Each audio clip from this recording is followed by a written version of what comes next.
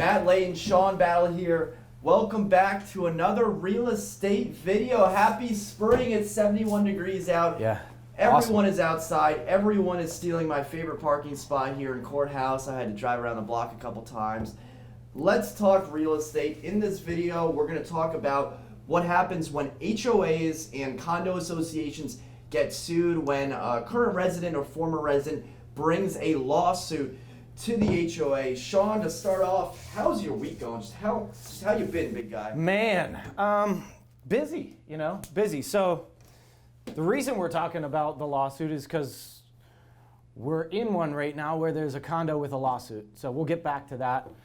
I sold my condo this week. Congratulations. Yeah. So I put it on the market last Thursday, got 4 offers. And I have to say, like, when you sell your own place, it's a little different. Yeah. You go through the emotions a little more, and it was funny. I had a difficult time choosing the best offer because I was going on an emotional roller coaster instead of the way I usually tell people is you go on what the best offer is. So I had 4 offers. Yeah. 3 of them really close. And it was a tough decision, but in the end, I did rock, scissors, paper with my daughter, and she chose the right one. Oh, no, I just went with the best offer. Yeah. That's it. So period. How did you separate because buying a house, selling a house, it is emotional. Yeah. So how did you, even as the agent and as the owner, how did you separate your emotions from that transaction? I didn't. No, I did. I mean, really, it wasn't an emotional thing as far as the condo goes. I mean, I'm ready to move on from it. But it was more or less like who did I want to live in the property kind of thing. So you start thinking of the occupants, and some of them I met, and I felt bad that they weren't getting it, and that kind of thing. You know. So, but that was really it. I mean, that's where the emotion came in, and in the end, the right person got it because they wrote the strongest offer. Cool. That's it. When does it close? Closes April 3rd.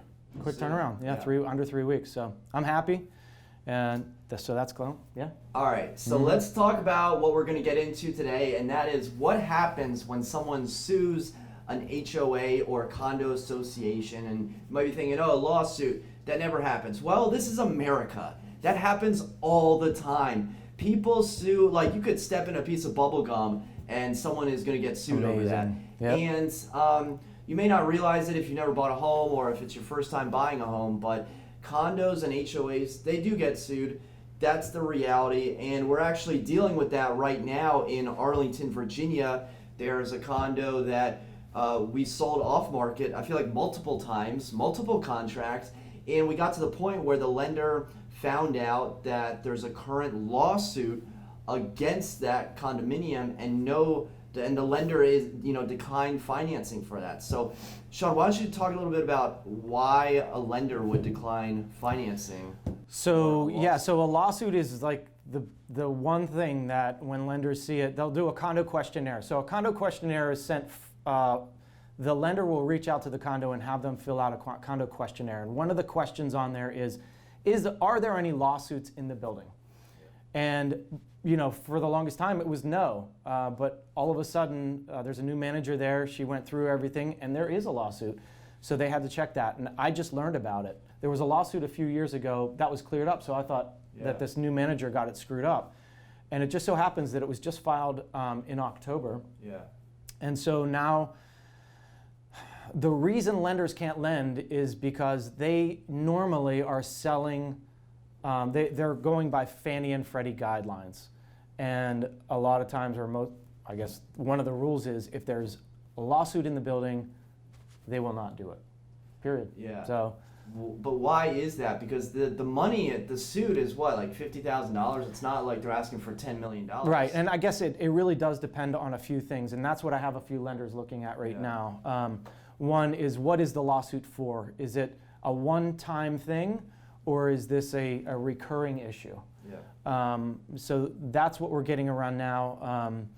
Secondly, how big is the lawsuit? This one is under $50,000. From what I saw in the lawsuit, it was under $50,000. So it's something that can be paid out of reserves very quickly. Another thing the lender is going to look at is how much does the condo have in reserves, and if they did pay it off, would it affect their reserves in naturally it's going to affect them in a negative way, but is it going to put them under, Yeah. right? Or are they going to have to do a special assessment to cover this? So the thing that's in our favor right now is that from my understanding, I don't think it's a recurring issue. It was a water problem that is already resolved. So that should be one of the positives. Secondly, it's a small amount, so under $50,000. Not that $50,000 is a tier, but it's small enough, Yeah. right? So that's working in our favor. Yeah. So if you're a buyer, I mean, how are you even finding out about this? Are you not finding out that the building has a lawsuit until you have your offer accepted and you go through the process? Is there any way to find out? Like, did the owner know about this? No, the owner did not know about it. Yeah. And actually, I've talked to a lot of people in the building, and a lot of the people in the building didn't realize it either. So this could be affecting multiple units because there's 3 units for sale in there. And I'm going to call the agents now to see what is happening with theirs, because I warned them. I said, I just found out that this came up. My financing is falling through because of it. So I've reached out to 2 different lenders. Looks like they can do it because the lawsuit isn't large, like I said, and it's not like there's a major problem with the condo. There's nothing wrong with it. Yeah. So it's just sometimes, man, one spoil can spoil it for the whole condo. Yeah. And right now we're in the best market that we've ever been in, and some people might not be able to sell. So What would your recommendation be to that condo association that's going through it, or to those owners that are on the board? I mean, well, I'm kind of biased because I want to sell the units, but I mean, if it's small like that and it's going to hurt the sales in there, just pay it. Yeah. Get rid of it. Settle it outside of court, get it gone so that people can move on. Because you think about the loss of increase in value of these condos. It's way more.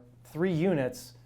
The increase in value that they've seen in this market is way more than the $40,000 that they are paying off, right? So just get rid of it, in my opinion, so that we can move on.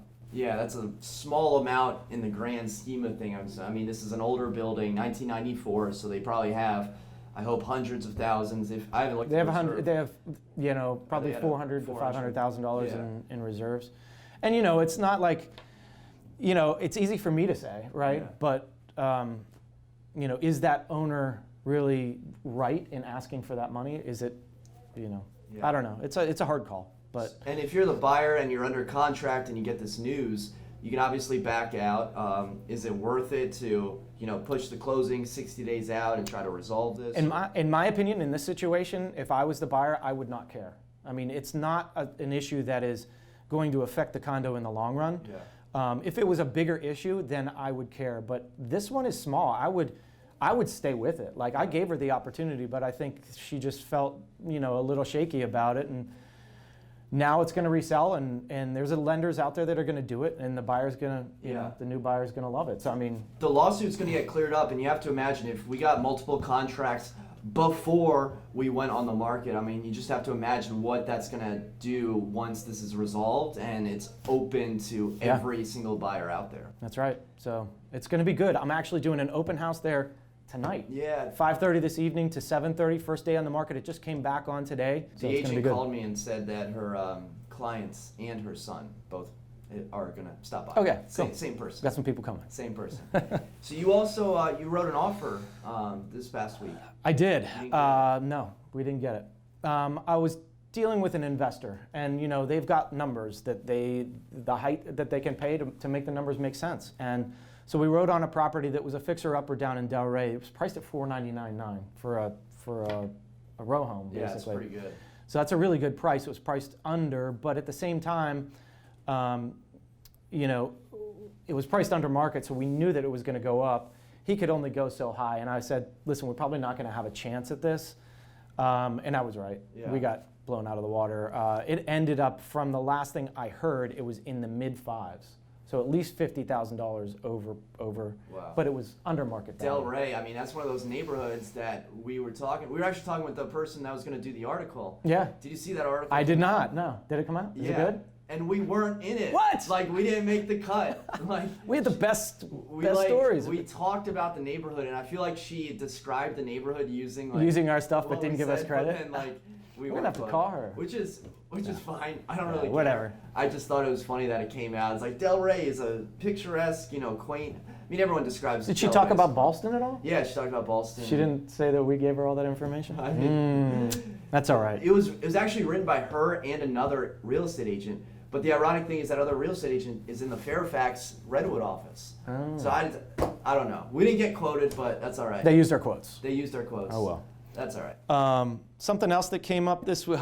So I'm actually settling a property right now, and I just got a message from the agent. So maybe I have to go pretty soon. But the buyers are signing right now, and the funny thing is, my client called me yesterday, and she's like, "Oh, I have some stuff in my storage unit. I'm just going to leave it there until I come back." She's away overseas, and I said, "You can't leave anything in your storage unit. Yeah. We have to get that out." So guess who did it? This guy right here. In your suit. In my suit, I went into her storage unit. I had to cut the lock. I had to get the guy to cut the lock off.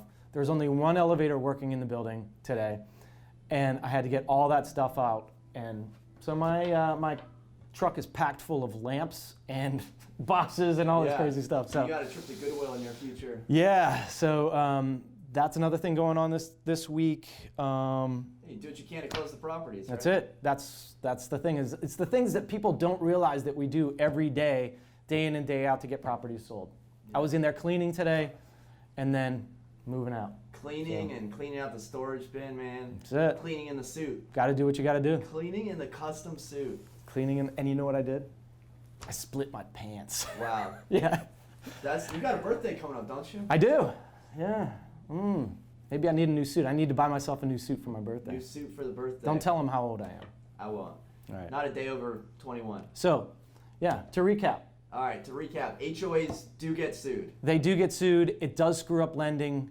Be aware of it. It's the one thing that when you get word of that is the scariest of things that can push lenders away, right? But thankfully, this one is small. We're going to sell it this weekend. Don't be worried about this one because it's a non-issue. Yeah. Cool. Well, for Shawn and for myself, thank you very much for watching, and we'll catch you next week. Thanks for watching. Take care.